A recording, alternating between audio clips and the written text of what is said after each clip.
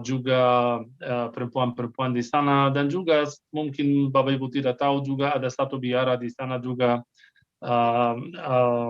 di bom. Saya sudah katakan kemarin, Gaza itu bukan hanya Hamas. Gaza itu adalah 1 juta lebih yang tinggal, orang-orang Palestina yang tinggal. Jadi di antara mereka juga ada Kristen. Tinggal bersama-sama orang Gaza, mereka punya paspor Palestina karena kita kurang ngerti mungkin Palestina. Pikiran orang Indonesia kalau dengar Palestina itu Muslim, bukan. Palestina seperti kota Ramallah, Bethlehem, yang lain ada banyak orang Kristen juga tinggal, mereka punya paspor Palestina. So bicara soal Arab Palestina, ada Kristen, ada Muslim, itu masalah politik, bukan masalah agama. Tapi waktu masuk ke Masjidil Aqsa itu seperti bom besar. Tahu Masjidil Aqsa, walaupun aku katakan itu adalah tradisi, tapi dalam pikiran saudara kita Muslim itu adalah tempat yang paling suci di tanah suci buat mereka, di Israel buat mereka. So jadi tentara-tentara Israel masuk dalam, mungkin mereka takut karena ceritanya Bait Suci dan itu waktunya. Jadi perang mulai dari Masjidil Aqsa, pasti banyak Muslim marah, termasuk orang Indonesia juga marah kenapa Masjidil Aqsa. Masjidil Aqsa, aku mau katakan sesuatu. Masjidil Aqsa itu adalah red line. So jadi kalau bicara Bapak Ibu, jangan negative thinking ya, kita harus selalu positif. Kalau aku bicara sebagai orang Kristen tentang kuburan Tuhan Yesus yang di Yerusalem, tahu Bapak yang sudah pernah ke Jerusalem, di Yerusalem ada 2 kuburan, satu versi Katolik, satu versi Kristen. Yang otentik, yang benar menurut sejarah itu yang punya Katolik, yang gereja yang namanya Makam Kudus. Tapi kalau bicara tentang Garden Tomb, yang namanya Garden Tomb, itu adalah kuburan percayaan gereja di sana, itu adalah tradisi kuburan Tuhan Yesus di sana. Aku tidak mungkin terima atau untuk ambil Masjidil Aqsa yang saya sudah katakan itu adalah red line, seperti aku juga ambil Garden Tomb dari orang Kristen. Walaupun itu tradisi, tapi itu sangat penting, sangat suci. So, jadi Masjidil Aqsa itu sudah lama, bukan tempat baru. Jadi aku juga ngerti orang-orang yang di dalam, bagaimana mereka takut, bagaimana, dan kalau datang tahu Bapak Ibu, kalau masalah politik, termasuk masalah agama, itu udah seluruh dunia panas, dan Yerusalem karena pusat dunia. Aku kasih ingat Bapak Ibu, ini firman Tuhan, kita harus tetap baca firman Tuhan dan ngerti firman Tuhan. Yerusalem itu adalah tempat atau daerah yang paling panas di dunia. Ada nama Tuhan dalamnya, itu ibu kota Tuhan di bumi, dan itu pusat dunia. Yesaya pasal 5 ayat 5 katakan Yerusalem benar, ya itu adalah pusat dunia. Baca sendiri Bapak Yesaya, dan juga Bapak Ibu tentang damai di Yerusalem. Firman Tuhan katakan ini adalah kota damai, walaupun tidak ada damai sejahtera dalamnya. Di Yesaya pasal 16, firman Tuhan katakan tidak mungkin ada damai di kota Yerusalem, walaupun ini kota Shalom, kota damai. Kenapa? Karena kota damai adalah kota yang akan turun dari surga yang namanya Yerusalem baru. Aku kasih ingat juga soal Masjidil Aqsa dan soal Bait Suci buat Bapak Ibu, karena itu sangat penting. Kita orang Kristen tidak usah mikir banyak soal Bait Suci yang ketiga. Walaupun itu ada dalam firman Tuhan, tapi firman Tuhan katakan di Wahyu, aku tidak melihat Bait Suci di dalamnya karena Tuhan yang Maha Kuasa adalah Bait Sucinya. Di Wahyu pasal 21 ayat 22, di dalam Yerusalem baru tidak ada Bait Suci lagi. Kenapa Bapak Ibu? Karena buat kita, buat iman kita, Tuhan Yesus adalah kurban yang terakhir. So setelah Tuhan Yesus tidak ada darah lagi. Ini yang banyak orang Kristen kurang ngerti, yang juga yang berdoa buat Bait Suci yang ketiga. Bait Suci yang ketiga itu sangat bahaya karena akan membawa perang besar yang namanya Gog dan Magog menurut firman Tuhan. Aku sangat percaya firman Tuhan pada percaya ajarkan dari gereja atau pendeta minta maaf, karena semua ada dalam firman Tuhan. Nubuatan firman Tuhan harus digenapi. Bait Suci akan didirikan, tapi ini akan membuat perang besar yang namanya Gog dan Magog yang disebut dalam Yehezkiel pasal 38, 39, dan Wahyu pasal 20 ayat 7 dan 8. Jadi dari seluruh dunia akan melawan Israel dalam perang besar. Dan kalau saya mau jujur Bapak Ibu, sangat jujur, Palestina itu bukan musuh Israel. Israel sangat sayang dan sangat menerima orang Palestina, dan orang Palestina sangat juga sayang Israel. Palestina dan Israel harus tahu mereka bersaudara, mereka kerja bersama. Aku orang Israel, aku tahu di Yerusalem. Aku lihat baru hari ini aku di channel saya di YouTube ada video tentang Yerusalem udah kembali normal atau Jerusalem is back normal again. So aku jalan-jalan di Yerusalem, aku lihat orang Yahudi minum kopi bersama-sama Arab di kota Yerusalem. Bisa Bapak Ibu nonton sendiri. Maksud saya begini, masalah kemarin udah berlalu, Israel mundur di Sheikh Jarrah. Orang Muslim juga tahu yang Masjid Al-Aqsa itu yang red line udah masalahnya selesai. Ya, walaupun masih ada di antara Yahudi yang masih kurang percaya kepada agreement ini yang namanya ceasefire, mereka tetap mau masuk, tapi negara Israel sekarang udah diam. Kenapa? Karena kami orang pintar, kami tahu kalau ada perang antara Hamas dan antara Israel, antara dua-duanya akan dikorbankan, bukan satu, bukan hanya Palestina, tapi Israel, kota-kota Israel. So jadi puji Tuhan udah biasa, Masjid Al-Aqsa udah biasa, tetap sama, gosip yang Bapak Ibu dengar tentang Bait Suci tidak ada sampai sekarang. Ya, Masjid Al-Aqsa tetap di tangan orang Muslim, mereka berdoa di dalamnya, so jadi kita hadap selalu begitu, dan mereka bersaudara terus, karena kita harus berdoa buat damai, bukan buat perang. Pak Ramsi, yang menarik, kalau memang tadi statementnya Pak Ramsi sebagai orang Israel merasa bahwa orang Palestina ini bersaudara, lalu yang suka bikin rusuh ini siapa? Itu yang kita lihat di media-media, orang-orang perempuan, orang-orang anak-anak kecil itu terus ngelemparin batu ke pasukan IDF ini. Pak, sekarang media itu sangat bahaya karena susah kontrol. Setiap orang pakai HP, ada Al Jazeera, ada yang lain. Jadi aku tidak katakan perang yang tadi itu adalah perang bunga-bunga. Pasti banyak dikorbankan, banyak dibunuh. Ya itu benar, yang di Gaza dibunuh, juga roket-roket yang di Israel, ada sekitar 10 orang Israel juga dibunuh. Jadi Tel Aviv kota hantu selama beberapa malam. Aku tahu begitu, tapi masalah hari ini bukan seperti perang 2014. Sekarang setiap orang punya HP dan bisa video, bisa rekam. Jadi ini masalahnya. Orang-orang lihat di seluruh dunia sekarang daerah panas di Gaza, dan mereka dengar itu kenapa? Karena tentara Israel mau menaklukkan Masjid Al-Aqsa, jadi mereka marah. Ini masalah orang Indonesia. So lebih baik buat kita semua untuk menjelaskan masalah ini adalah masalah politik, bukan masalah agama. Dan yang kamu sudah nonton, yang kamu sudah lihat itu, sebenarnya itu benar, tapi harus kamu ngerti masalahnya itu apa. Dan yang penting, Israel setuju dengan cease agreement dengan Hamas. Ya, itu buat dua-duanya juga Hamas setuju.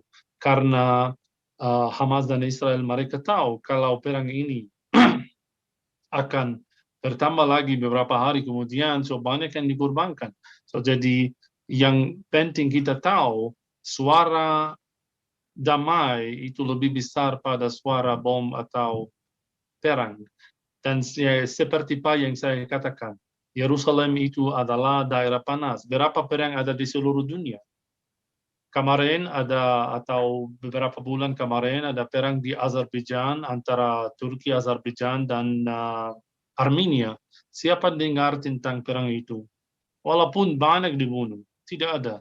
Tapi kalau Yerusalem, karena Yerusalem yang paling suci di dunia, kalau ada sesuatu terjadi di Yerusalem, seluruh dunia akan linggar dan seluruh dunia menjadi daerah panas karena Yerusalem. So kalau Yerusalem berperang, seluruh dunia akan berperang. Kalau Yerusalem berdamai, seluruh dunia akan berdamai. Ini masalah Yerusalem, ini masalah media hari ini. So media itu setiap anak kecil bisa rekam dan bisa kirim video dan orang bisa lihat. So jadi ini masalahnya. Tapi dengar saya, aku tinggal di Yerusalem, aku di Yerusalem sekarang. Posisi saya di Yerusalem, Yerusalem udah aman, puji Tuhan. Tidak ada apa-apa. Bisa jalan, bisa kemana-mana, bisa ke mall. Jadi hidup seperti biasa. Dan buat orang yang tidak tahu, orang Yahudi dan orang Arab di Yerusalem, mereka tidak tinggal split. So ini daerah Yahudi, ini daerah. Walaupun ada Yerusalem sendiri, Yerusalem PAM, penduduknya, maksud saya dalam Yerusalem lama ada 20.000 orang tinggal. Ada 4 daerah, Muslim, Yahudi, Armenia, dan Kristen. Mereka tinggal bersama-sama. So jadi kalau kamu jalan di Yerusalem, kamu tidak bisa tahu ini toko buat siapa, buat orang Muslim, buat orang Kristen, atau Yahudi. Jadi mereka kerja bersama. Mereka hidup bersama, mereka makan bersama. Jadi war ini pasti akan berlalu dan kita kurang ngerti. Musuh Israel bukan Palestina. Dan musuh Palestina bukan Israel. Ada agreement yang namanya Oslo Agreement. Dan kita tahu semua ada Presiden Palestina, tidak jauh, tahu berapa jauhnya dari Yerusalem? 16 km. Presiden Palestina, Mahmud Abbas. Naik sepeda nyampe tuh ya. Sorry? Naik sepeda juga nyampe tuh, deket banget itu. Cuma setengah jam Ya, itu. tapi ada agreement antara dua-duanya, antara Israel dan Palestina tidak ada ekonomi. So, jadi yang atur ekonomi Palestina adalah Israel. Yang bayar pajak itu Eropa. Melalui mana? Melalui bank-bank Israel juga.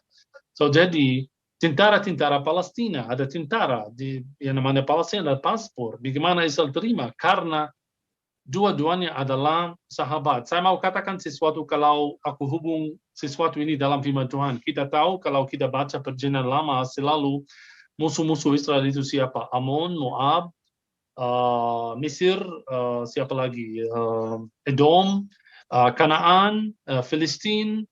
Jadi musuh-musuh Israel yang dalam firman Tuhan termasuk orang Palestina hari ini. Karena kalau saya katakan Palestina, mungkin mereka adalah keturunan Kanaan, mungkin mereka adalah keturunan Filistin, mungkin mereka adalah keturunan Moab atau Amon atau juga Yahudi atau aslinya Kristen. So jadi mereka campur. So jadi darah mereka aslinya disebut dalam firman Tuhan. Salah satu suku di antara suku yang saya sudah katakan.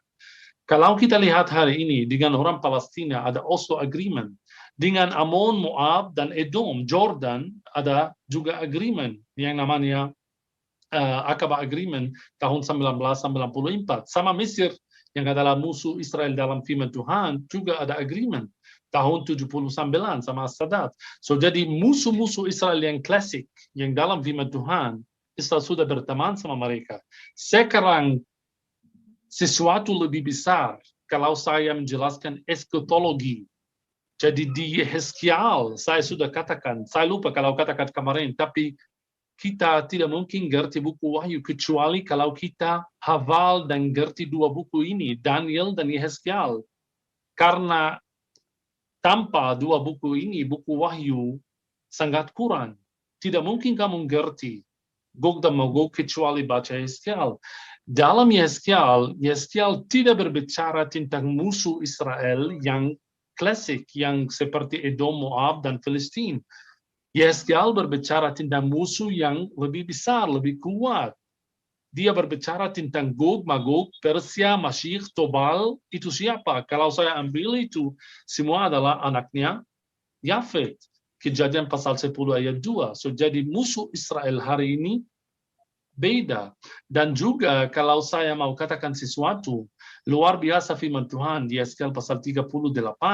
Kalau saya ambil Gog, Magog, Togarma, Masyik, Tobal, dan Persia, Put dan Kut, itu siapa?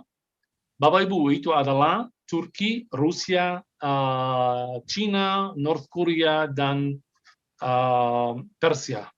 Jadi benar, firman Tuhan berbicara tentang sesuatu yang hari ini adalah fisik. Benar, musuh Israel bukan Palestina, bukan Jordan, bukan Mesir, bukan Arab.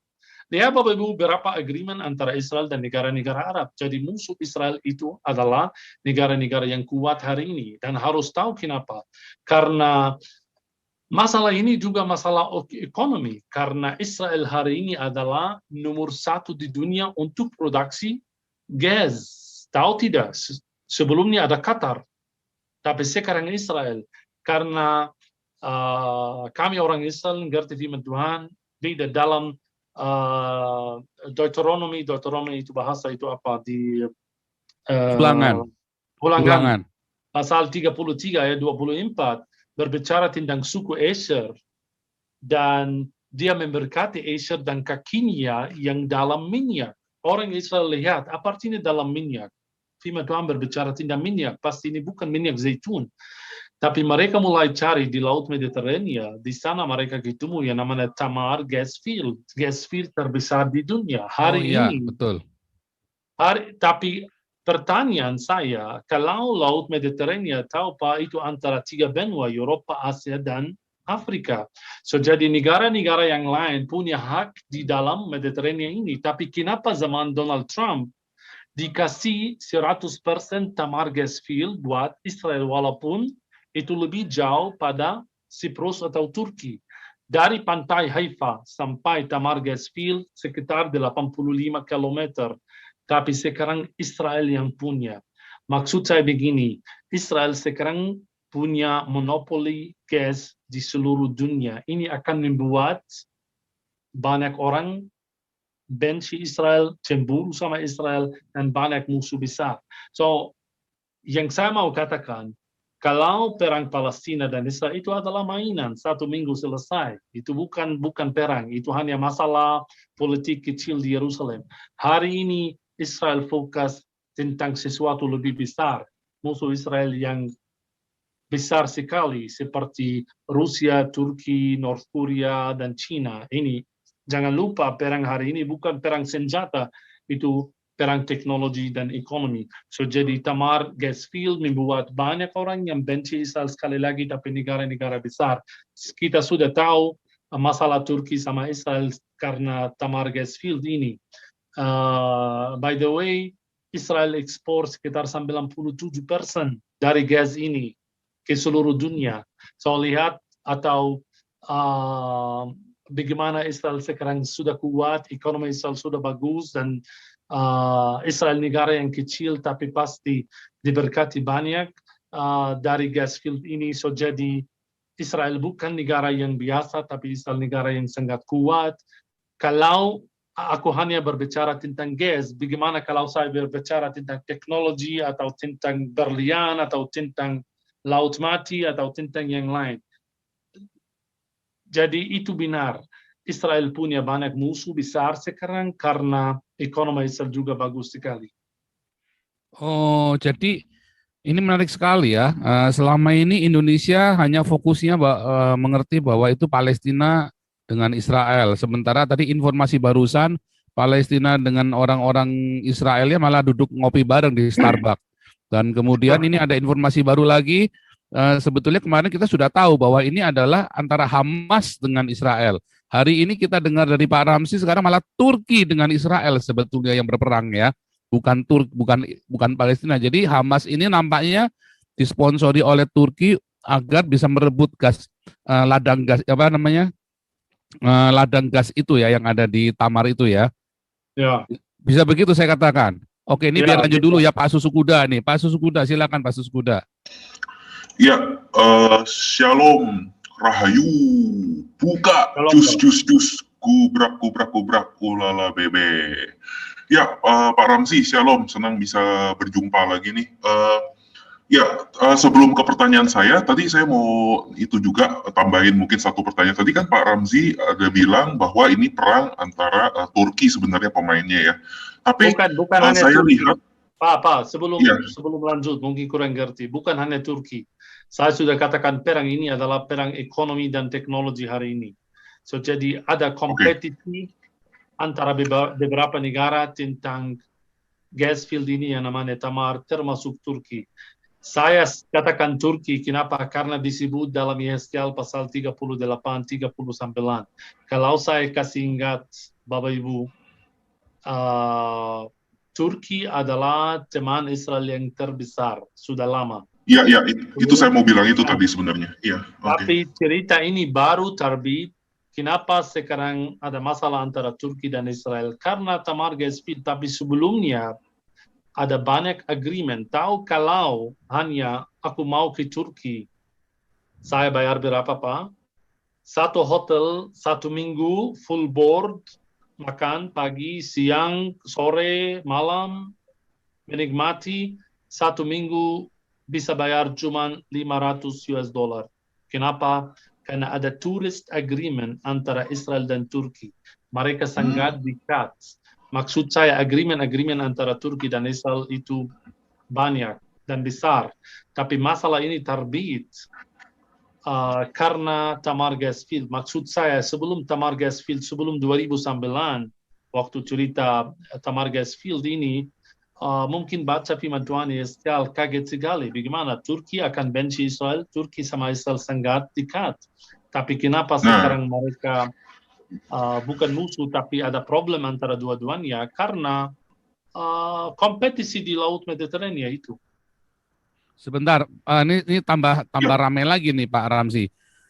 Maksudnya Pak Ramzi, dulu Turki dengan Israel ini teman begitu, bersahabat.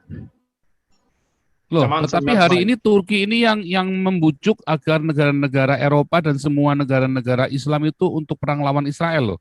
Ya. Tapi sampai sekarang hubungannya dekat. Ya, di hubungan sama Turki oke.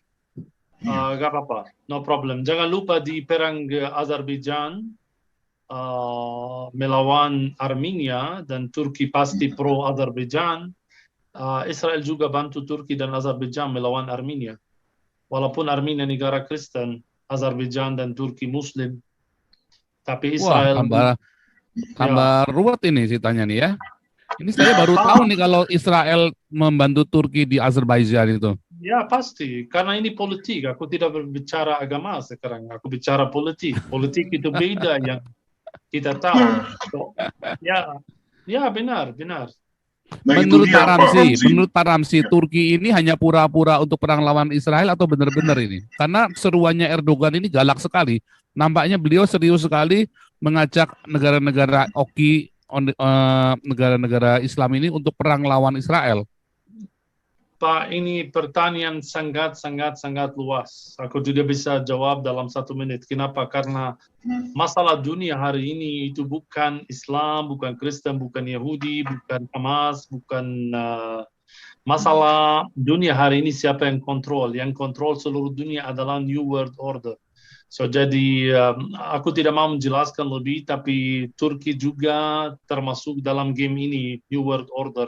Semua akan melawan agama, termasuk agama Yahudi, walaupun New World Order banyak itu aslinya dari Yahudi, tapi ini masalah kita hari ini. Itu sangat luas, Pak. Kalau aku perlu 10 jam sampai menjelaskan tentang New World Order dan vaksin dan apa yang terjadi dan apa yang mereka siapkan buat kita semua. So Turki termasuk dalam game ini, bukan firman Tuhan itu yang benar. So jadi waktu firman Tuhan katakan Gog dan Magog itu akan terbit dari Eropa dan termasuk Rusia dan Turki, itu benar karena Togarma itu Turki, Gog dan Magog itu antara Rusia dan Turki juga. Mereka akan melawan Israel. Persia disebut, jelas sekali nama Persia disebut. Ingat Persia dan Israel hari ini, hubungan Persia sama Israel bagaimana? Musuh terbesar Israel adalah Persia, juga North Korea. Aku tidak tahu kenapa, tapi Mashiach disebut Mashiach itu yang namanya Asia Timur. Setiap orang yang matanya begini, Pak, itu adalah bangsa Mashiach menurut firman Tuhan. So jadi menurut saya maksudnya Mashiach mungkin China atau North Korea. Begini.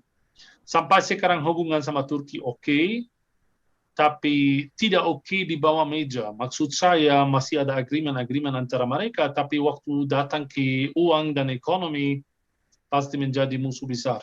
Nah, Itu dia Pak Ramzi.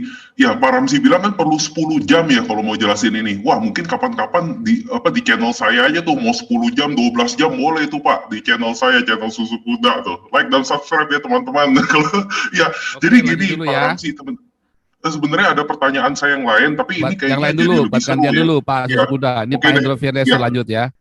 Oke, Pak Indro oke Pak. Firleso silakan. Mikrofonnya bisa dinyalakan sekarang. Oke. Mikrofonnya ya. Shalom, Shalom Pak Ramzi. Shalom Pak. Ya, ketemu Assalamualaikum. lagi. Ya, Pak Ramzi, untuk berita bahwa Cina, Rusia dan Turki dia mendukung Hamas, itu berita itu saya sudah dapat. Tapi kalau dia memusuhi Israel, itu saya belum mendengar, karena dia hanya mendukung Hamas. Jadi semua negara-negara sudah memberikan stigma bahwa Hamas adalah teroris. Hanya 3 negara, termasuk Cina, Rusia, Turki, dan ada beberapa yang dia belum mengatakan bahwa Hamas adalah teroris. Tapi pertanyaan saya bukan itu. Pertanyaan saya begini. Pada akhir-akhir ini, setelah gencatan senjata, saya mendengar Menlu Perancis menuduh bahwa Israel itu adalah apartheid. Dan apakah kota-kota di Israel terjadi demo-demo? Jadi tuduhan ini sehingga Benjamin Netanyahu itu marah besar dengan Menlu Perancis yang memberikan atau menuduh bahwa Israel adalah apartheid. Tolong penjelasannya, Pak Ramzi. Terima kasih. Ya, sama-sama Pak. Soal Hamas itu parti kecil. Kalau benci Israel, kalau bom Israel, tidak mungkin Israel selesai dengan Hamas. Masalah Israel lebih besar pada Hamas. Ini yang saya mau katakan. Ini yang pertama. Yang kedua, tentang Israel, tahu Pak, di sini di Tanah Suci ada yang namanya occupation. So jadi masih Israel masih belum mundur, masih yang namanya occupied territories itu di jalur barat, itu di Gaza tidak ada karena Gaza mereka sudah mundur. Di jalur barat, seperti kalau Pak mau jalan ke Jericho, Jericho itu kota Palestina dari Bethlehem, jalan antara Bethlehem ke Jericho adalah jalan Israel dan jalan tentara-tentara security Israel. Ini yang negara Prancis, negara yang lain berbicara. So, jadi itu yang namanya occupation, masih ada occupied territories dari tahun 67. Yeah. Aku berharap satu hari Oslo Agreement ini akan menjadi on the floor, benar, dan dua-duanya bisa mendirikan 2 negara di sini, mereka tinggal bersama-sama. Palestina juga perlu tinggal di negara sendiri. So, jadi kenapa waktu kamu jalan antara Bethlehem ke Yerusalem harus dicek sama tentara-tentara Israel? Itu yang namanya occupation. Israel katakan kami tidak bisa sekarang karena ada security, walaupun dalam Israel mereka katakan satu hari kami setuju untuk mendirikan negara Palestina. Ibu kota Palestina di mana? Ini ceritanya lain, refugees bagaimana, cerita lain, tapi mereka sudah setuju untuk mendirikan negara Palestina sendiri, tinggal bersama-sama dengan Israel. Yang namanya Samaria, jalur barat, itu semua masih sampai sekarang dikuasai oleh Israel, walaupun yang tinggal di sana adalah orang-orang Palestina. Ini masalah politik Tanah Suci. Karena sampai sekarang ini belum selesai. Mulai di Oslo Agreement tahun 95, Yasser Arafat meninggal, Mahmud Abbas datang, sampai sekarang masih kami orang Tanah Suci, saya tidak mau katakan Israel atau Palestina, karena Tanah Suci adalah Israel dan Palestina. Jadi kami tunggu untuk solusi buat dua-duanya, dan aku yakin kalau ini bisa terjadi, Gaza dikasih airport atau pelabuhan, atau mereka bisa hidup freely, bisa keluar negeri. Jadi bisa ada agreement juga sama Hamas, percaya saya. Hamas bukan problem. Luar Hamas. biasa. Ini Tapi apakah sampai informasinya. hari ini masih ada demo-demo soal apartheid tujuan dari Menlu itu? Saya tidak bisa katakan 100%. Kemarin ada sesuatu di Yerusalem waktu aku syuting. Yang panggil saya, yang bilang, ya ada orang Palestina bilang, oh ada sesuatu, ada sesuatu di daerah Sheikh Jarrah. Tapi biasa, mungkin macet 10 menit udah selesai semua. Polisi Israel pintar, orang-orang ngerti sekarang. Kalau saya sudah katakan Pak, demo-demo atau panas Yerusalem, kalau masuk Masjid Al-Aqsa.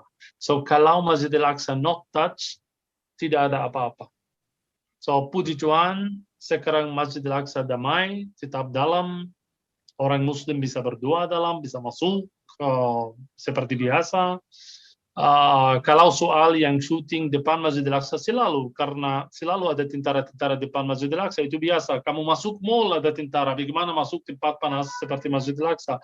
So jadi kalau lihat tentara depan, maksud saya depan pintu Masjid Al-Aqsa itu bukan baru, itu sudah dari zaman Romawi. Ada tentara masuk ke tempat itu, bukan sekarang. So jadi itu biasa. Tapi yang penting, aku berharap tentara-tentara tidak masuk dalam, karena kalau masuk dalam itu yang mulai rebutan. Kalau di luar, nggak apa-apa. Ya, terima kasih Pak Ramzi. Sama-sama. Oke, luar biasa. Informasi Pak Ramzi ini hampir sama dengan ini ya. Ada yang seminggu sekali kita ini ada kuliah, ada kelas dengan dengan seorang veteran jenderal TNI dan jenderal tentara Pak Ramzi tentang perangnya itu bukan perang fisik lagi, perang ekonomi, perang macam-macam itu tadi ya, yang Pak Ramzi sebutkan. Jadi informasinya itu hampir sama semua. Menarik sekali ini Pak. Tadi Pak Jenderal barusan telepon saya ingin masuk karena ingin bertanya sesuatu kepada Pak Ramzi. Tapi kita skip dulu karena Pak Jenderal belum bisa masuk. Kita skip dulu ini ya, apa namanya? Tadi ada Kak Lisoy Lisoy ya. Silakan Kak Lisoy Lisoy.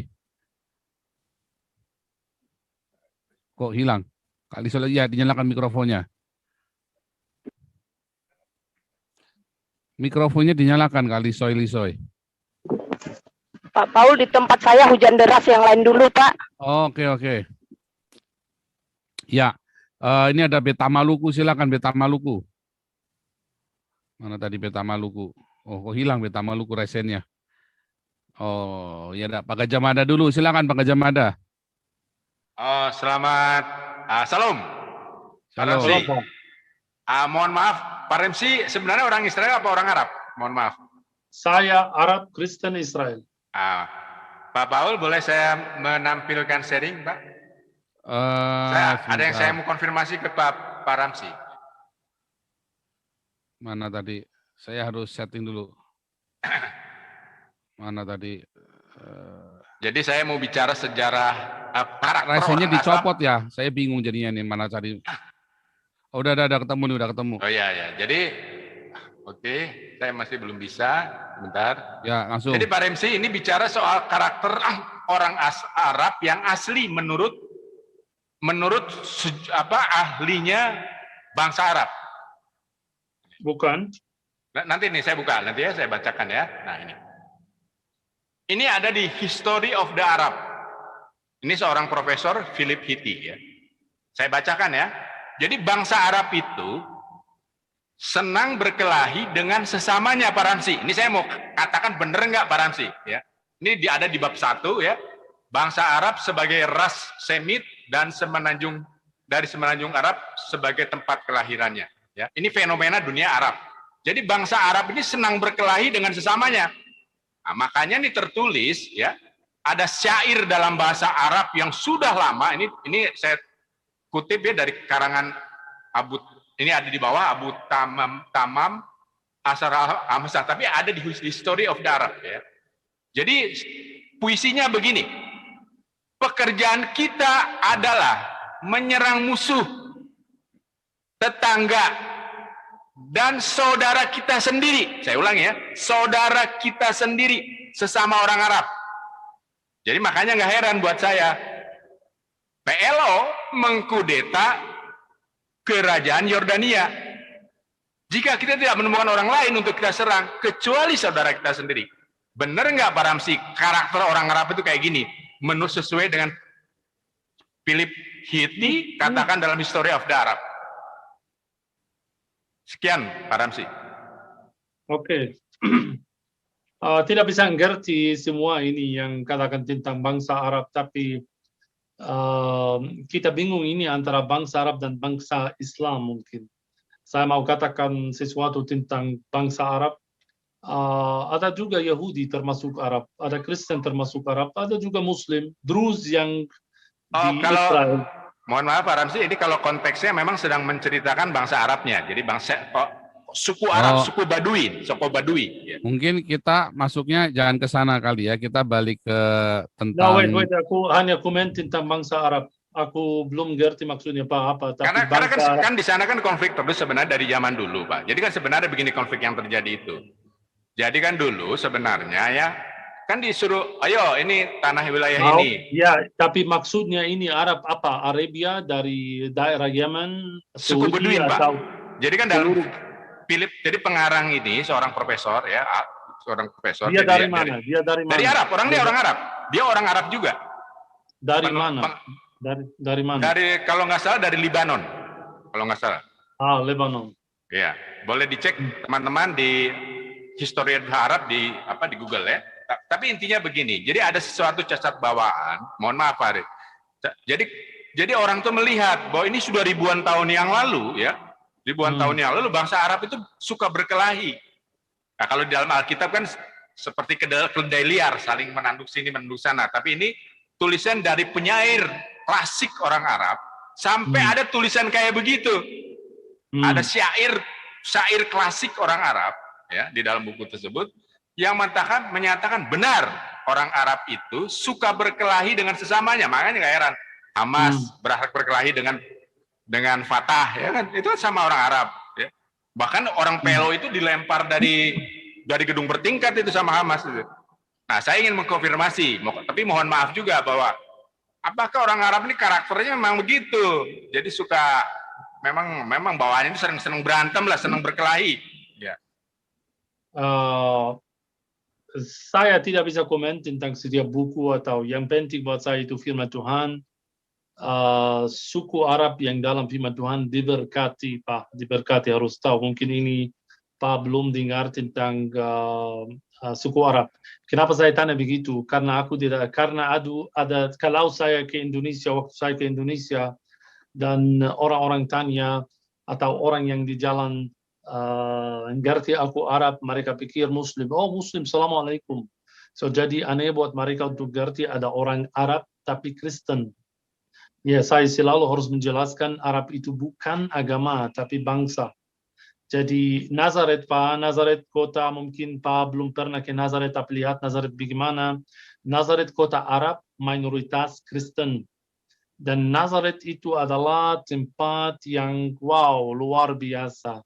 Kalau jalan-jalan cewek-cewek cantik, orang modern, bagaimana. Tapi jangan kaget kalau ke Israel, masuk Nazaret, lihat cewek cantik sekali pakai seksi dan dia katakan Assalamualaikum. Jangan mundur ya, dia adalah Arab Kristen. Karena orang Kristen Arab di sini masih pakai bahasa Arab. Dan saya sekali lagi kasih ingat Pak, di dalam firman Tuhan, bangsa Arab diberkati. Jangan ganti firman Tuhan, jangan lupa sama firman Tuhan. Firman Tuhan memberkati bangsa Arab. Aku tidak tahu bangsa yang mana yang Papa menjelaskan. Tapi kalau kita ikut Kisah Rasul pasal 2 ayat 11, kalau bisa buka ayat ini, ya dari dua bangsa pertama yang menerima Yeshua Mashiach Tuhan Yesus seperti juru selamat adalah bangsa Kreta dan bangsa Arab. Jadi bangsa Arab diberkati di Kisah Rasul pasal 2 ayat 11, itu ayatnya jelas sekali. Maupun orang Yahudi menampung agama mereka, kami sudah mendengar mereka berbicara dalam bahasa Kreta dan bahasa Arab. So jadi bahasa Arab dan bangsa Kreta, bangsa Arab dari dua bangsa pertama yang diberkati karena mereka menerima Kristus. Dan dua-dua mereka pasti kalau menerima Kristus waktu mereka menyembah Tuhan dalam bahasa mereka sendiri, bahasa Arab. So, jadi bahasa Arab tidak artinya kalau ada sesuatu, tidak artinya seluruh bangsa Arab adalah Muslim. Bangsa Arab ada Kristen. Lebanon, Papa sebut nama Lebanon. Lebanon adalah negara Kristen Arab juga. Iya, Jadi tapi ya betul. Presiden Lebanon adalah Kristen, tapi dia berbahasa Arab juga. So jangan bingung antara yang saya katakan itu Arab yang diberkati dan suku-suku yang lain. So jadi menurut saya gak apa-apa kalau ada yang katakan tentang Arab, oke. Arab juga berteman sama Israel hari ini. No Oke, problem. kita lanjut dulu nih ya. Ada Pak Robert Mewengkun, kemudian lanjut Pak Jenderal ya. Oke, Pak Robert, silakan dari Amerika. Ya, terima kasih Pak Paul, dan saya bersyukur bisa menyampaikan komentar dan pandangan khususnya kepada Pak Ramzi. Shalom Pak Ramzi. Shalom, Pak. Kalau tadi dijelaskan bahwa sekarang Israel dan Palestina, kawan-kawan dari Arab dan sekitarnya bisa duduk bersama, ngopi bersama. Tapi kita harus juga melihat bahwa geopolitik di Timur Tengah, khususnya Israel ini memang sangat rawan Pak, hostile. Jadi kita harus tahu di mana Hezbollah merencanakan untuk ini dalam informasi intelijen. Mereka tidak rela untuk membiarkan Israel itu aman, Pak. Jadi we have to understand that. Dan saya melihat konsep yang disampaikan oleh Pak Ramzi sesungguhnya lebih banyak secara biblical. Kita mengerti bahwa ya Bible itu kita tahu bahwa pada akhirnya dalam Yeskel 38 itu akan digenapi. Tapi yang keadaan sekarang mungkin dari channel ini yang ingin educate bagaimana peran Indonesia yang melihat bahwa tidak bisa ada keberpihakan langsung kepada Palestina cuma karena sentimen agama. Bukan hanya dari Menteri Luar Negeri, tetapi Gubernur Jakarta, yaitu Anies Baswedan, itu jelas, maaf saya katakan tolol, memberikan suatu komentar bahwa itu agenda utama daripada dia untuk ya mendukung kemerdekaan Israel, kemerdekaan Palestina. Itu orang yang sama sekali tidak mengerti. Palestina yang kita tahu bahwa telah diakui oleh 138 negara UN pada November 88. Dan terus terang Pak, itu perjanjian Oslo tidak akan bisa berhasil Pak, karena itu sudah mulai daripada tahun 91 yang disebut dengan Madrid Conference. Itu dilanjutkan dengan Oslo Accord di dalam tahun 93. Dan sebelumnya juga kita melihat fakta sejarah tahun 78 di mana Jimmy Carter mengundang Anwar Sadat untuk datang di Camp David bersama Yitzhak Rabin. Dan tidak ada kelanjutan daripada itu karena ya memang ini fakta sejarah bahwa Israel tidak akan pernah mengalami keamanan kalau dia tidak standby untuk prepare defense negaranya sendiri, Pak. Karena ya kita tahu bersama, tadi disinggung juga mengenai peran Turki. Turki ini terus terang hipokrit, Pak. Munafik. Di pihak lain, presidennya ingin menjalin hubungan diplomatik dengan Israel karena mencari keuntungan. Israel membawa keuntungan kepada Turki. Belum tentu Turki bisa memberikan benefit kepada Israel karena Israel semua mempunyai source yang tidak perlu banyak. Dan kenyataannya bahwa ya kita harus kembali kepada geopolitik, Pak, dan bisa memberikan suatu pelajaran kepada bangsa-bangsa yang hanya dari faktor solidaritas agama. Kita tidak bisa berpegang pada itu. Keadilan itu harus ditegakkan secara bersama. Kalaupun kita agama mana saja, kalau ada agama lain yang ditekan karena kita mengatasnamakan mayoritas itu harus kita basmi. Jadi saya kira itu yang harus diapresiasi dengan channel dari Pak Paul, saya setuju. Jadi mungkin kita lebih fokus kepada bagaimana peran daripada kita untuk memberikan pendidikan termasuk kepada Menteri Luar Negeri, termasuk pada Jokowi. Kalau mereka datang kepada pengertian membuka diri, Pak, karena kebanyakan mereka tertutup dengan yang nggak mau dengar lagi. Itu yang bilang tadi, sekarang perang informasi. Tetapi kalau mereka memang menutup diri untuk tidak ingin mendengar, di sanalah suatu kegagalan. Kita semua dalam proses belajar sampai kepada akhir daripada hidup ini. Dan kedua, Israel sebenarnya dianggap banyak berkompromi, toleransi. Seharusnya waktu tahun 67 tidak usah diakuin misalnya apa yang dikeluarkan oleh UN Resolution 242 memohon supaya pasukan Israel ditarik daripada bagian yang dia duduki karena perang. Ini masalah perang, Pak. Dan itu juga adalah bagian daripada tanah yang Tuhan berikan kepada umat pilihannya. Jadi itu tidak bisa kita sangkal. Apapun, kalau mereka mau argumentasi dengan itu, belajar Alkitab. Karena Yerusalem sudah ada sejak 3.400 tahun yang lalu, atau sekitar 3.400 tahun lalu, di mana itu adalah kota David yang dideklar oleh orang Israel sebagai ibu kota, yaitu Yerusalem.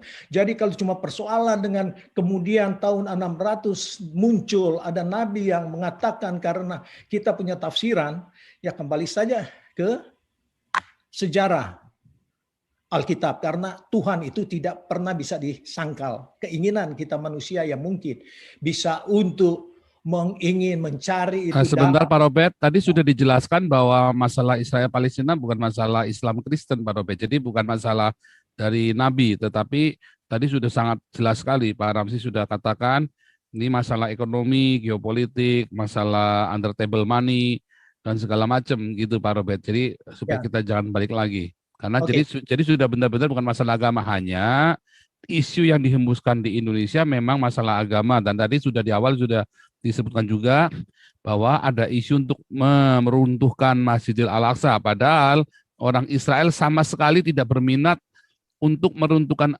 Masjidil Al-Aqsa, dan orang-orang Kristen di sana pun tidak ada berkeinginan untuk mendirikan Bait Allah. Jadi sudah sangat jelas Pak Robert, supaya kita jangan balik lagi.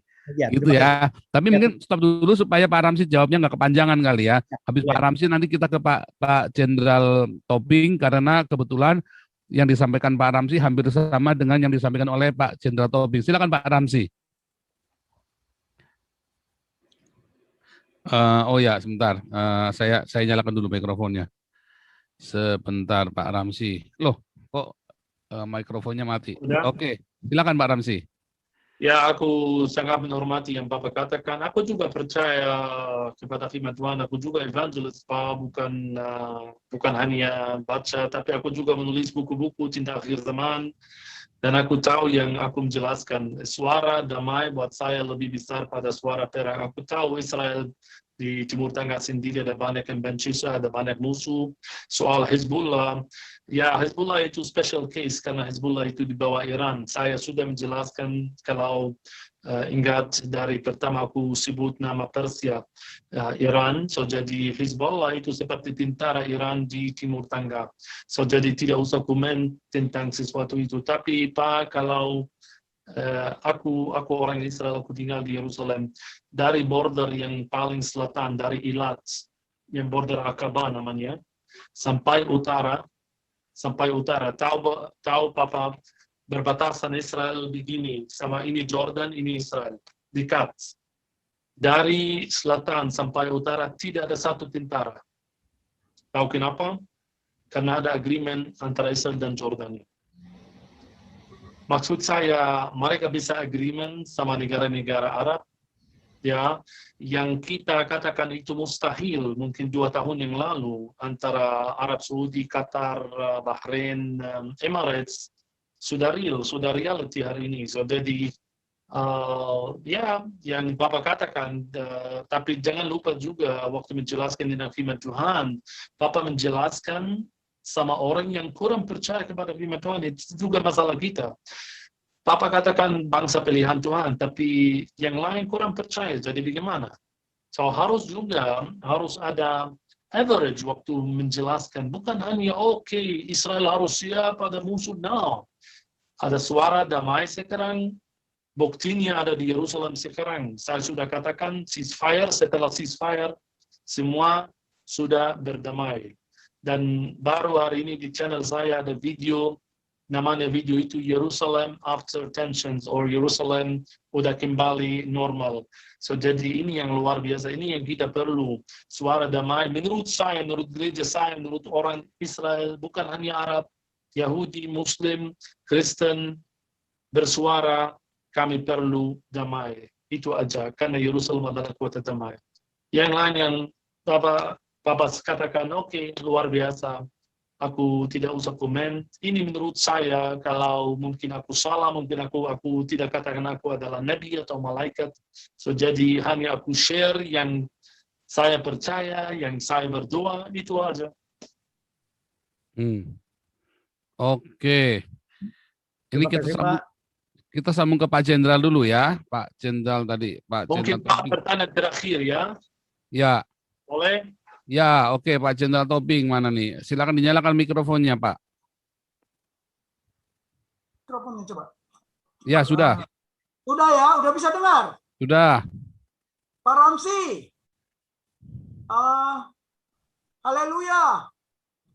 Haleluya. Oke, saya ada pertanyaannya. Kebetulan di Indonesia ini juga terjadi konflik ya di terbelah dua masalah penyebutan nama Allah atau Yahweh. Ya. Anda kebetulan kan Arab Kristen. Bagaimana Arab Kristen di sana menyebut nama Tuhan, sosok Yahweh atau sosok Allah? Kemudian bagaimana pula dengan orang Yahudi Kristen Yahudi? Mereka menyebut nama Tuhannya Allah atau Yahweh. Nah ini pertanyaan ini kenapa di Indonesia juga terjadi konflik, karena saya juga kadang-kadang bingung gitu loh. Mana sosok yang harus saya sembah, nama yang harus saya sembah, karena nama ini penting. Oke, itu aja pertanyaan singkat lah. Oke Pak, so jadi itu tergantung mau pakai bahasa yang asli atau bahasa translation. Kalau bahasa translation ada Allah, kitab suci bahasa Arab ada Allah. So jadi yang di Indonesia atau kitab suci yang di Indonesia itu ditranslate dari bahasa Arab, karena dalam bahasa Arab mereka masih pakai nama Allah, di Indonesia masih pakai nama Allah. Jadi banyak yang tidak mau terima sesuatu itu sekarang katakan Jehovah atau Yahweh atau Elohim. Kalau bahasa yang asli itu beda. So Allah itu translation bukan yang asli. Tapi buat saya, kalau tanya saya sendiri, Tuhan dia baca bahasa hati kamu, bukan bahasa mulut kamu atau lidah kamu. So jadi ya mungkin lebih bagus kalau saya pakai bahasa yang asli Elohim atau Jehovah atau Chai. Tapi kalau saya katakan Allah dan maksud saya di dalam Elohim, tidak artinya aku tidak masuk kerajaan surga. Ini yang menurut saya yang di Indonesia, karena aku sudah dengar, yang katakan Allah tidak akan diselamatkan, bla bla bla, yang tidak pakai bahasa roh tidak akan diselamatkan. Menurut saya Tuhan baca hati kamu, bukan baca mulut kamu. So jadi kalau maksudmu itu Elohim, apa-apa. Tapi kalau bisa belajar bagaimana pakai bahasa asli, ya itu lebih bagus pasti, lebih jauh bagus. Tapi mungkin susah karena ini harus ganti firman Tuhan dulu. Kemudian bisa belajar pelan-pelan. Oke, luar biasa. Enggak, Pak Paul. Gimana Pak Jenderal? Saya ada udah selesai belum kan? Boleh pertanyaan satu lagi? Iya Pak Jenderal. Pak Ramsi, kenapa Tuhan mengatakan di Perjanjian Lama tidak ada nama lain di kolong langit ini yang bisa menyelamatkan?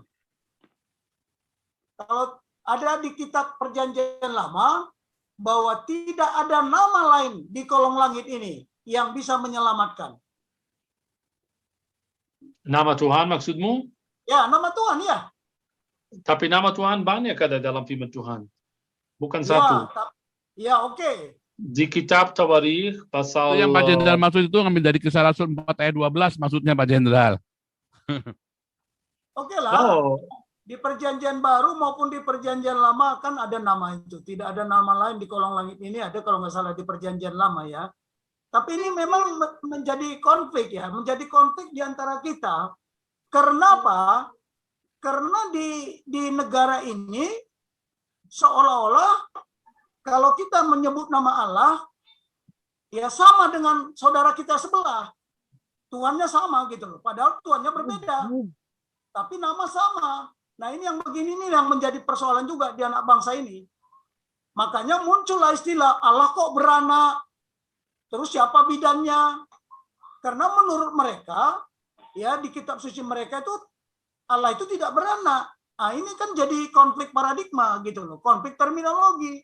Nah ini kebetulan ada kesempatan saya bertanya karena saya belum pernah ke sana ya. Apalagi saya nggak punya teman orang Arab gitu loh. Ya, itu sajalah pertanyaan saya. Terima kasih. Oke. Nanti kalau Pak Ramsi sudah keluar mungkin ada beberapa yang perlu kita bahas. Nanti Pak Ramsi mau ke Indonesia Pak Jenderal, nanti nginep di rumah Pak Jenderal aja biar satu malam bisa ditanya-tanya itu Pak Jenderal. Tentang nama Yehova. Pasukan saya lengkap. Ya, nanti dikawal. Nanti Pak Ramsi kalau datang ke Indonesia yang kawal kolonel itu nanti Pak Ramsi. Ini pasti kalau Allah dalam kitab suci itu adalah translation. Dengar yang saya sudah katakan Pak. Saya tidak katakan itu yang otentik. Yang otentik untuk pakai nama yang asli, bukan yang translation. Tapi buat Tuhan, dia baca bahasa hatimu. Kalau aku panggil Tuhan sayang, ada lagu sayang, sayang, disayang, ini maksudnya siapa? Aku panggil Tuhan, artinya aku salah kalau panggil Tuhan begitu. Tuhan dia baca bahasa hati. Lebih baik untuk pakai bahasa yang asli. Tapi proses ini, tahu anak-anak lahir, baca firman Tuhan, dan dalamnya ada kata-kata, ada kata Allah. Itu yang bukan yang itu translation bukan yang dalam firman Tuhan. Yang Elohim. So Allah dari Elohim. Maksud saya proses ini harus mulai dari gereja, harus ada translation baru. So translation baru ini harus tetap setiap gereja ajarkan. Pelan-pelan generasi yang baru bisa belajar. Tapi untuk ganti orang tua, umurnya 70 tahun sudah baca firman Tuhan. Dan dia selalu katakan Allah. Dan dia ke gereja dan pendeta di sana katakan kamu tidak akan diselamatkan. Karena 70 tahun pakai nama Allah. No, aku tidak katakan begitu. So harus ada proses pelan-pelan bisa juga maju untuk translation yang baru. Aku sudah lihat ada translation baru namanya Sword. Aku belum cek, tapi Pak, masalah translation bukan hanya nama Allah. Seperti kalau kamu ke Israel. Aku tanya Bapak Ibu semua, waktu Zakheus, ini pertanyaan sangat lucu. Waktu Zakheus naik ke pohon, apa namanya pohon itu? Pohon ara ya? Sangat salah. Ini translation salah. Yalah, aku bawa kamu ke Jericho. Akan lihat pohon yang di sana namanya Sycamore. Kenapa ditranslate ara? Karena yang translate firman Tuhan yang salah. Bukan firman Tuhan. Itu yang maksud saya. So, jadi kalau saya ikut cerita pohon ara, ikut Matius pasal 21, ayat 18 ke atas, waktu Tuhan Yesus minggu itu pohon namanya arah yang translation dalam bahasa Inggris fig tree. Tapi waktu Zakheus naik, dia naik ke pohon namanya Sycamore. Bagaimana dua-duanya sudah adalah arah? Karena translation firman Tuhan bahasa Indonesia yang salah. So ini yang proses yang saya sudah katakan. Harus mulai proses, bukan datang, oi, jangan bilang arah itu salah. Mereka bingung karena di Lukas pasal 19 mereka baca arah. So harus ada translation baru diumumkan di gereja-gereja, baru mereka atau peserta atau jemaat bisa belajar pelan-pelan. Itu maksud saya. Sebentar, itu translate-nya dari Sycamore ya? Iya, Sycamorean ya, betul ya? Bukan kalau arah, bahasa Inggris, ya, bukan Sycamorean, betul. Iya. Sycamore. Wah, luar biasa ini. Nanti Oke. nanti aku send you via Pak Kasdin gambar dua-duanya. Sycamore dan fig. Akan lihat ini beda sekali. Bagaimana jadi satu dalam firman Tuhan. Itu translation. Iya.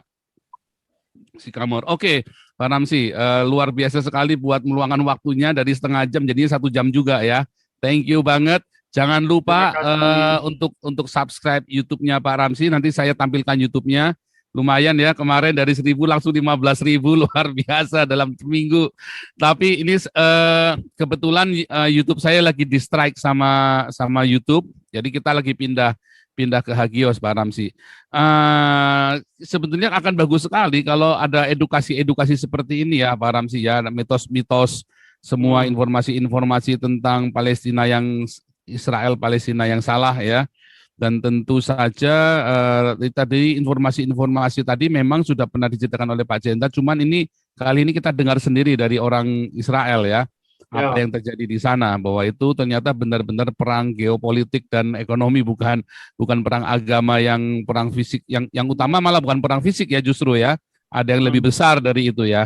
Oke Pak Ramzi, luar biasa. Mungkin Pak Ramzi mau kasih satu kata penutup mungkin atau sudah terburu-buru ya? Ya, silakan. Oke, terima kasih banyak, terima kasih Abuna, terima kasih semua. Kita selalu harus positif. Kita harus selalu membuat damai. Jangan lupa diberkati orang yang membuat damai. Jadi kata damai itu lebih besar pada kata perang. Israel pasti loves Palestina, Palestina pasti loves Israel. Dua-duanya perlu damai, dua-duanya akan berdamai. So jadi masalah ini masalah kecil. So tidak usah bingung banyak tentang masalah Palestina sama Israel. Itu bukan masalah agama. Tapi yang sudah transfer ke Indonesia itu yang salah. Orang Indonesia sudah dengar itu masalah agama Islam melawan agama Yahudi dan agama Yahudi melawan agama Islam. Itu salah. Buktinya di mana?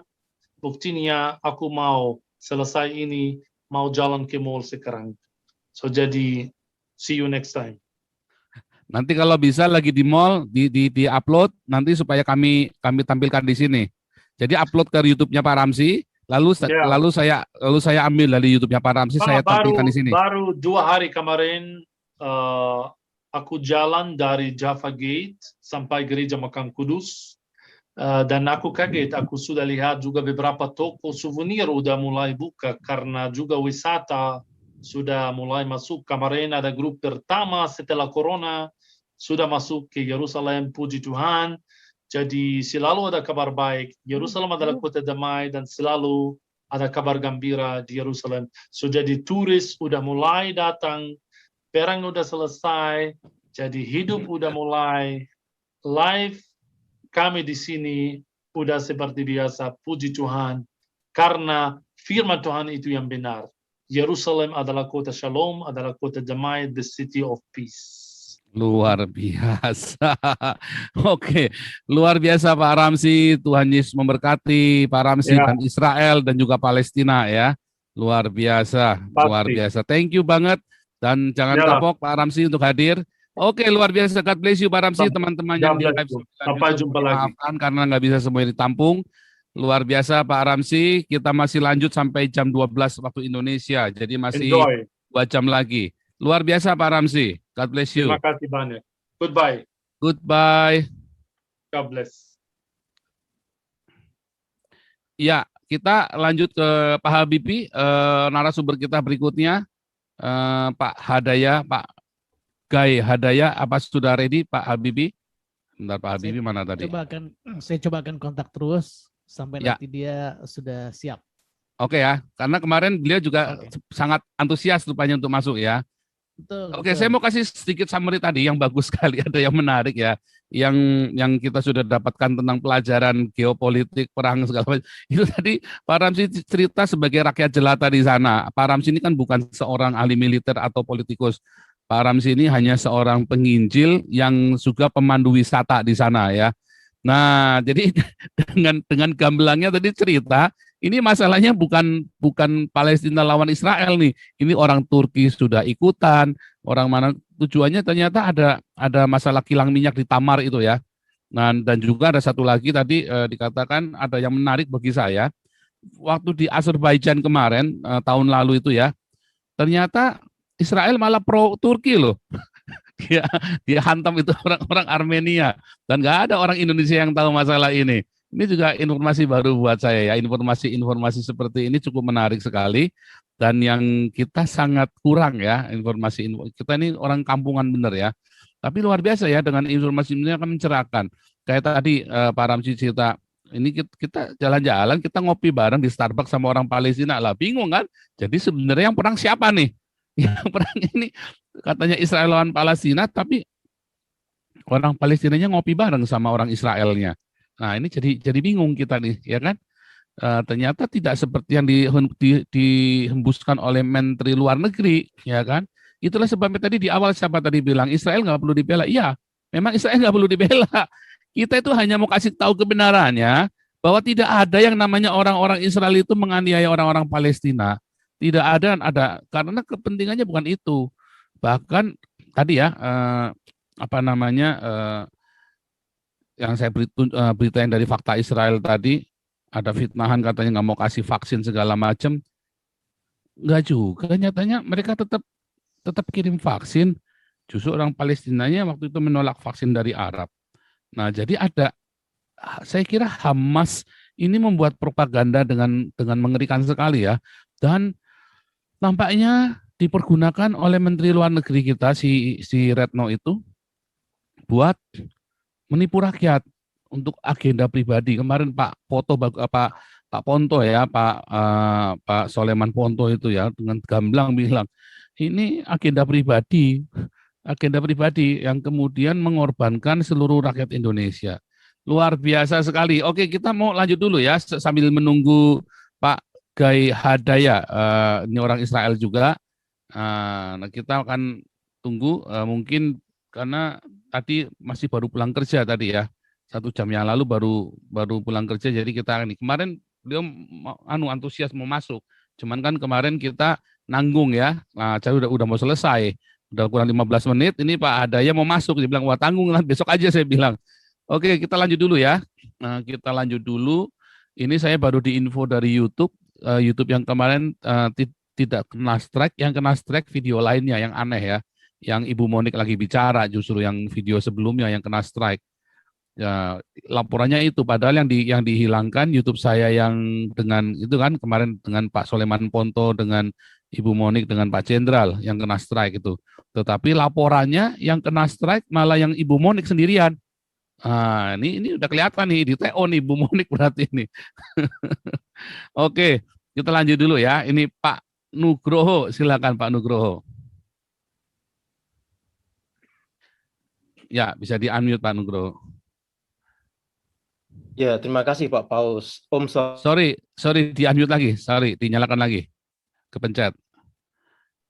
Ya, terima kasih. Om Swastiastu. Ya. Rahayu Sagung Dumadi. Salam. Sebetulnya pertanyaan saya mau saya ajukan ke Pak Ramzi tadi. Ya, tapi enggak apa-apa ini. Nanti masih ada yang orang yang maksudnya Pak Ramzi kan sebagai orang Yahudi, orang Israel. Nah, nanti yang mau ditampilkan kawannya Pak Kasidi, orang Israel juga. Hah? Orang Israel juga. Oh iya. Ya, orang Yahudi juga. Apa sudah masuk belum? Belum. Ini karena tadi kan katanya baru pulang kerja. Jadi mungkin dia mandi apa makan segala macam gitu mungkin. Mudah-mudahan keburu ya, mudah-mudahan keburu. Harusnya tadi malam itu sudah niat banget. Cuman kan kita kurang 1/4 jam lagi harus selesai ya. Tadi malam itu. Jadi wah tanggung besok aja saya bilang. Nanti nggak kelar nanti. Tapi nanti mau masuk. Ya, katanya mau masuk ya, ini. Nah, tadi sih sudah kabarin katanya udah oke. Cuma masuknya telat. Nah, dia bilang begitu. Mau bertanya. Kalau gitu skip dulu ya. Kalau gitu skip dulu ya Pak Nugroho ya. Ya. Oke, lanjut nih Pak Franky silakan. Dinyalakan mikrofonnya Pak Franky. Shalom. Shalom. Bisa dengar Pak Paul? Ya. Ya. Shalom untuk saudara-saudaraku semua, sebangsa setanah air sedunia. Luar biasa informasi dari Pak Ramsi. Lagi kita harus memviralkan dan menyampaikan berita benar agar seluruh rakyat Indonesia tahu kebenaran yang sesungguhnya. Nah, saya hanya ada informasi yang saya mau sampaikan, Pak Paul. Jadi saya ikutin press conference dari Ustadz Bakhtiar Nasir. Jadi tanggal 30 hari Minggu akan ada Indonesia bela Al-Quds. Jadi ada koalisi ya. Jadi isu yang beredar, jadi Al-Mahdi Al-Aqsa itu diduduki oleh Israel. Jadi mau di Indonesia mau membela agar supaya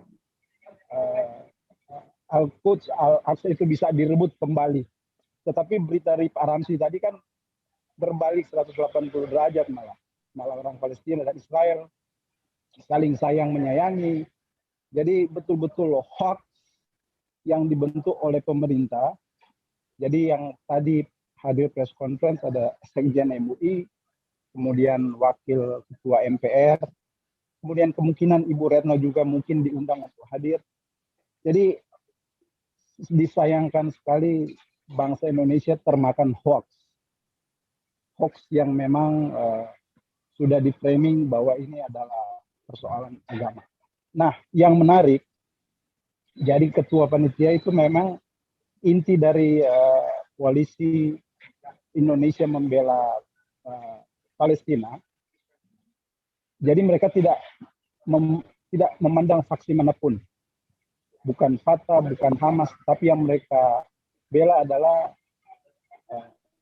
Islam saja. Padahal apa yang disampaikan Pak Ramsi tadi, ya di Palestina ya ada Arab, Islam, Kristen, Yahudi. Jadi memang Indonesia sudah terframing dan memang hanya didasarkan pada solidaritas atau Muslim Brotherhood. Jadi apa yang harus kita suarakan, ya kita harus viralkan apa yang baru disampaikan Pak Ramsi agar semakin tersebar luas kebenaran yang sesungguhnya.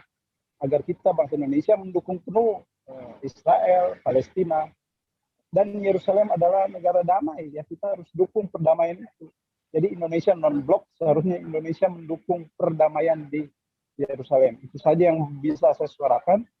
Semoga bangsa Indonesia terbuka dan menerima berita kebenaran lewat channel Pak Kausang, channel M26. Terima kasih. Setuju ya. Shalom. Aneh ya, harusnya itu Indonesia Ya, itu bukan membela Palestina, tetapi menjadi agen perdamaian, pendamai antara Israel dengan Palestina ya. Itu yang benar. Tadi yang tadi Pak Ramsi bilang tadi itu cukup menarik ya. Habis perang, habis lempar-lemparan roket, terus warganya ngopi bareng. Saya masih geli aja itu ya.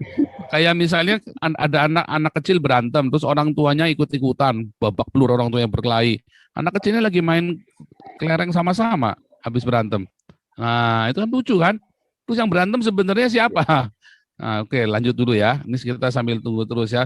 Oh ya, saya mau share screen juga punyanya ini ya, punyanya Pak Ramsi tadi. Tolong di subscribe punyanya Pak Ramsi ini ya. Karena beliau mengajari kita ini kan tanpa pamrih ya. Kita mau subscribe video beliau. Karena video beliau itu salah satu informasi juga ya. Ini tolong di subscribe ya. Zaituna. Jadi Anda bisa dapatkan update informasi kondisi di sana. Termasuk untuk wisata-wisatanya di sana ya.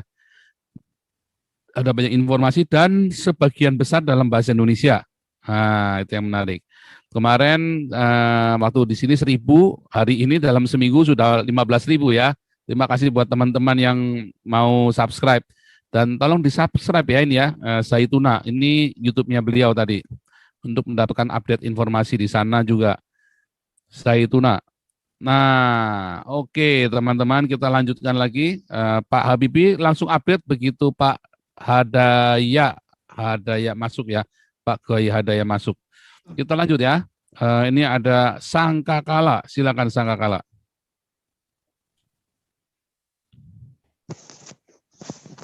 Shalom. Shalom. Iya, salam Rahayu. Rahayu. Ya mungkin ya saya setuju dengan sharing dari semuanya ya. Mungkin Indonesia harus netral gitu ya, nomblok ya. Ya juga nggak perlu memihak sana sini gitu. Itu aja sih. Itu aja sih Pak Paul. Ya, memang harus netral. Ya betul ya. Oke, lanjut Pak Beta Maluku. Ketinggalan tadi ya Pak Beta Maluku. Silakan Pak Beta Maluku. Bisa nyalakan mikrofonnya. Iya.